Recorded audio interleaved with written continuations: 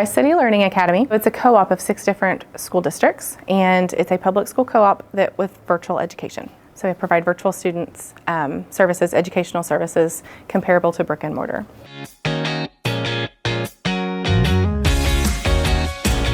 So what we do is we take exactly what is brick and mortar doing, and then how can we transform that into a virtual space.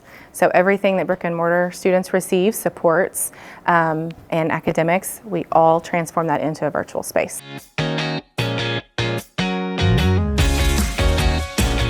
And I think also what makes our program different from others is that we have certified teachers on staff, and they meet daily with students, and we also have counselors available, and we have our own special education instructor on staff.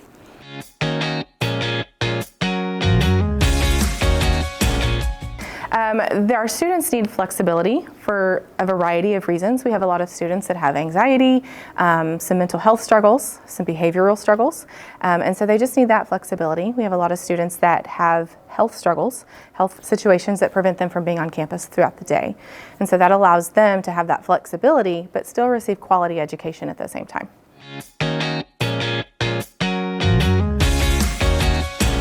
So we do have academic integrity pieces that are built into our program, and we have also put more weight on the authentic work pieces that students are required to put in their courses.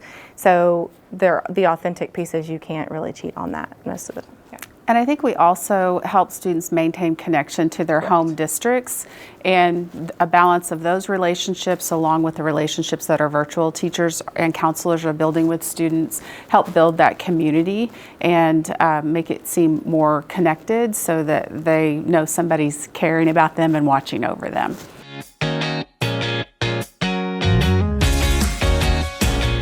We have some students that have had some health issues, and maybe it would be a surgery, maybe it's cancer. We've had several students with cancer, and our program was allowed them to still connect to their home district, connect with students, receive appropriate education, effective education, so while they were able to heal or go through treatments. And so whenever they transitioned back to brick and mortar, once they were healthier, they were able to thrive, and they didn't skip a beat. It's like they didn't miss anything. So it was really good for those kiddos. And a lot of our kids that work, we have a lot of high school students that work a lot. So I've got students that are able to still have school and not have to drop out while they are able to work and provide for their family because they're in that position. So that's been a really big plus for our students as well.